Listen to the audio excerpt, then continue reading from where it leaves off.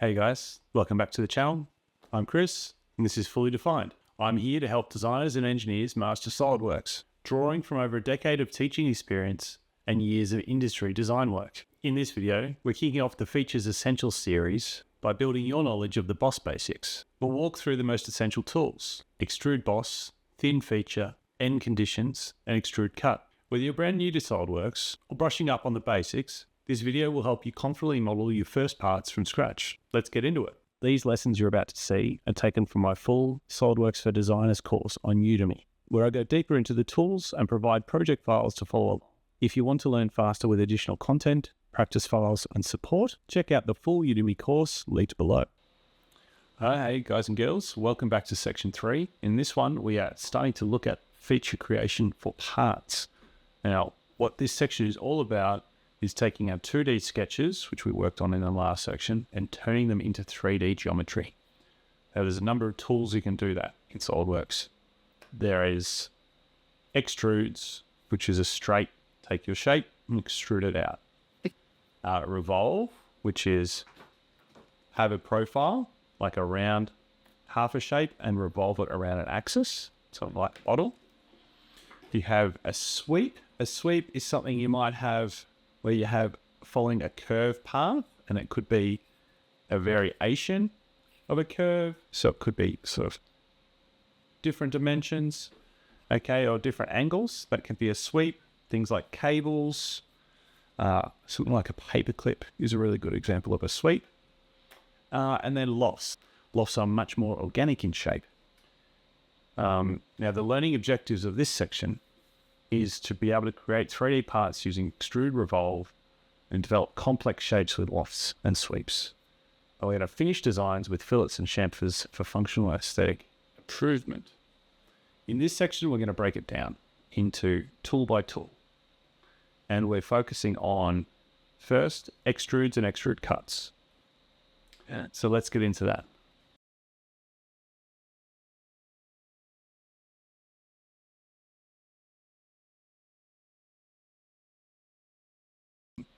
I'm going to start a new part, and we're going to do a new sketch, and we're going to keep it very simple. Because what we're going to talk about here is the feature properties of the extrude tool and the extrude cut. So what I'd like you to do is do a sketch on the right plane, create a circle on the outside that is 13 millimeters, and that's it. And then we're going to hit on our toolbar. We do not have to exit our sketch. You can if you want to, but often it's a quicker workflow to create the sketch for the geometry you're using and then hit the tool that you're going to turn that sketch into. So, for instance, with this sketch here, we can turn it into an extruded boss base, a revolve, or a sweep. We're going to hit extrude.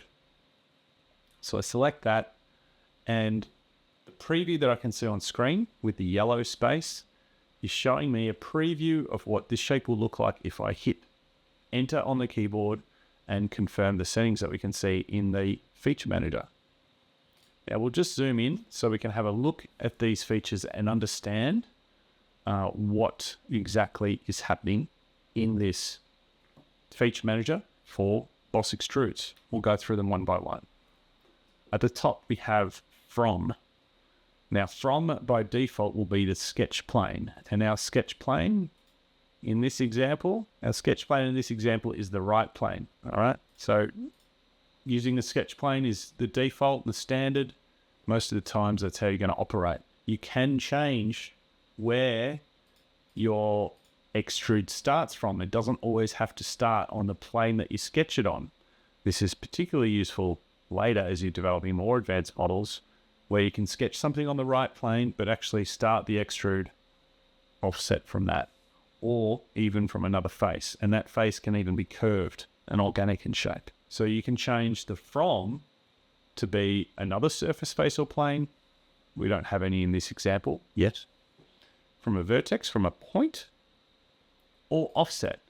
Now what offset means is it's going to offset the starting point away from the original sketch plane. So if I typed in 5, you see it's going to move the preview of that extrude out 5 millimeters before the length starts. Okay.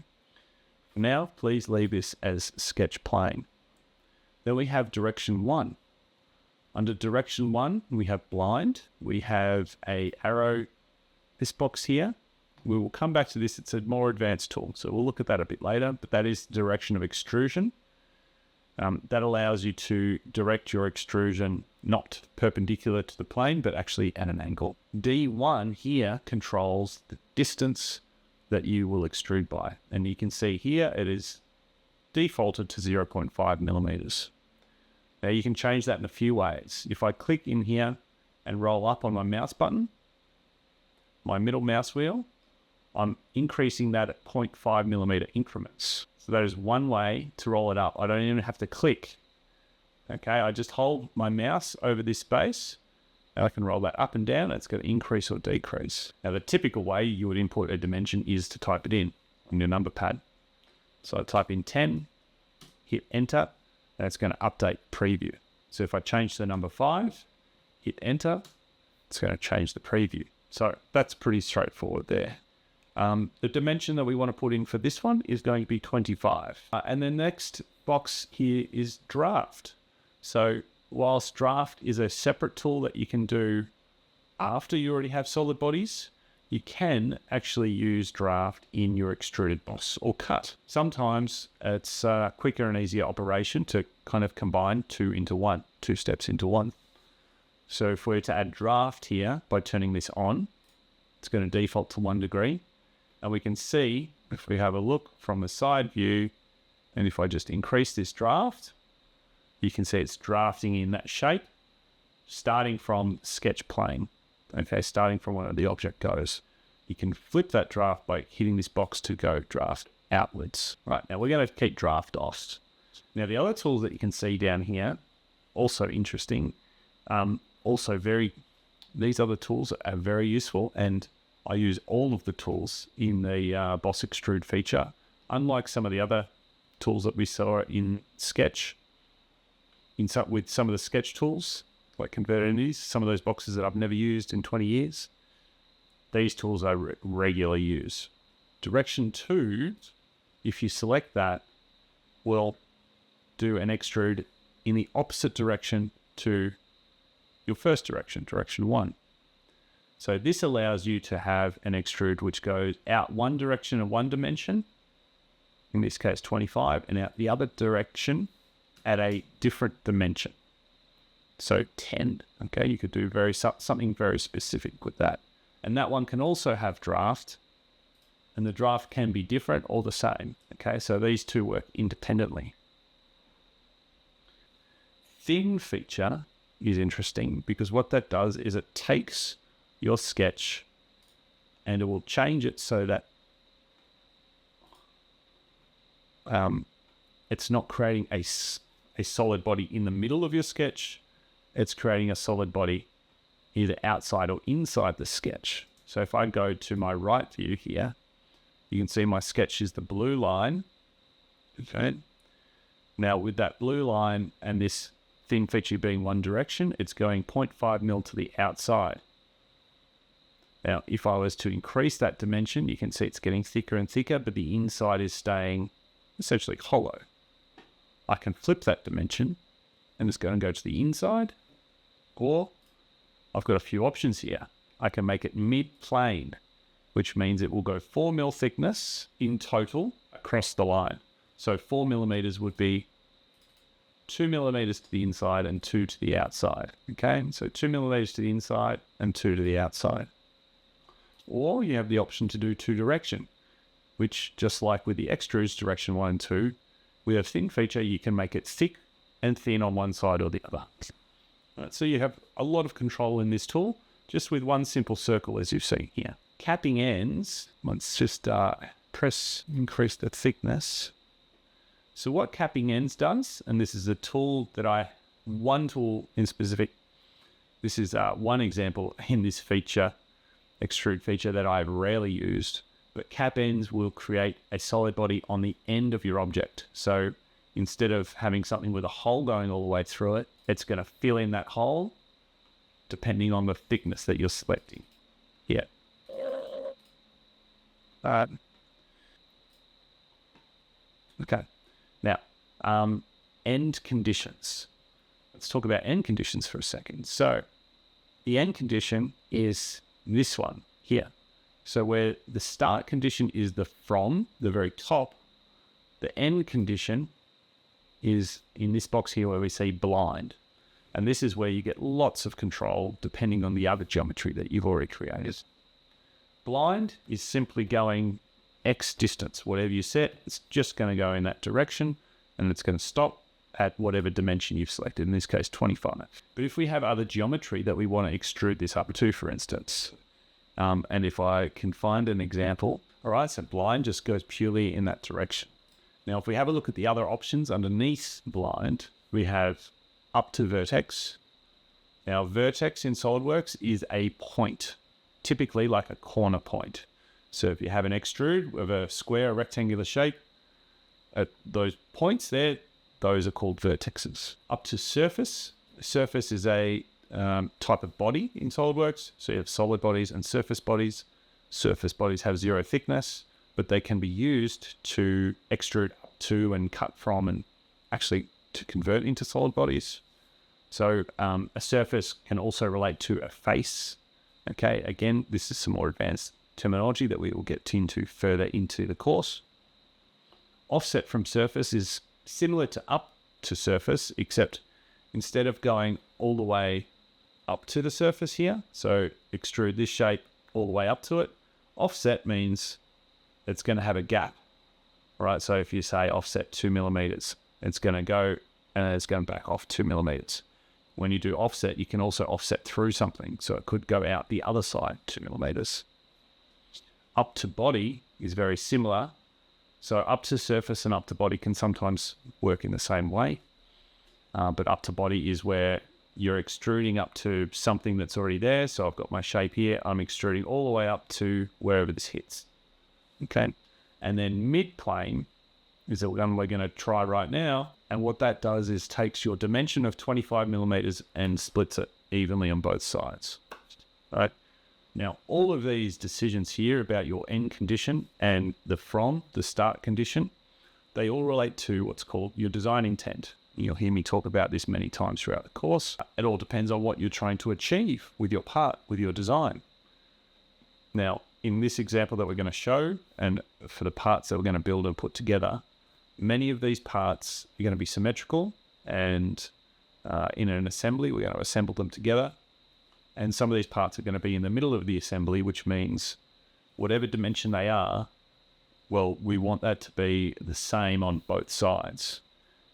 Because what we're going to do is use, let's say, our right plane, which is going through the middle of this object, as a reference plane, okay, when we can line things up. So please complete your extrude by setting the direction 1 to mid plane and the distance to 25 millimeters. And then we're going to try and do an extruded cut. Okay, and now we're going to play around with extruded cut. What I would like you to do is select the face. So instead of sketching on a plane this time, you're going to select the end face of this extrude and you're going to start a new sketch on that face. And we're going to do another circle like this, and we're going to dimension this circle to 10 millimeters. So we're going to sketch on an end face, and we're going 10 millimeters, and then we're going to go features, extruded cut. And we're going to have a look at the same options in this. So extruded cut works almost the same way as extruded boss base. Few key differences. First difference, you can't use an extruded cut feature if there isn't already a solid body in your file. So we could only use this once we created the first step. The from plane works exactly the same way. So you can use the sketch plane or offset it, or select another plane to start your cut from. So again, this can be really useful because you might have geometry off to the side. You can do your sketch on the plane that's here. So I do my circle, but then I can say I actually want to start the cut not on this plane, but over here. And then it cuts through whatever that geometry is over to the side. And all the direction options remain the same, except there's two different ones. Well, there's three actually. Up to next. Now, I think that's here because we already have some geometry. We didn't have that option before. We've got that now. But through all and through both are two that I want to pay attention to. So first up, the interesting thing to note, whenever you do an extrude cut, the dimension of the cut that's input there is going to match what the extrude of the last, it's going to match what the distance of the last extrude was, 25 millimeters. Now, our intent here is to create a hole that goes all the way through this part. So 25 millimeters, that's okay, right? We press OK to accept, and there you can see a hole. It's great. But here's the thing. Let's say you're doing some design work. Okay, you're making changes to your model as you go, and you find that all of a sudden this part here, that thickness needs to change from 25 to 30. So I type that in.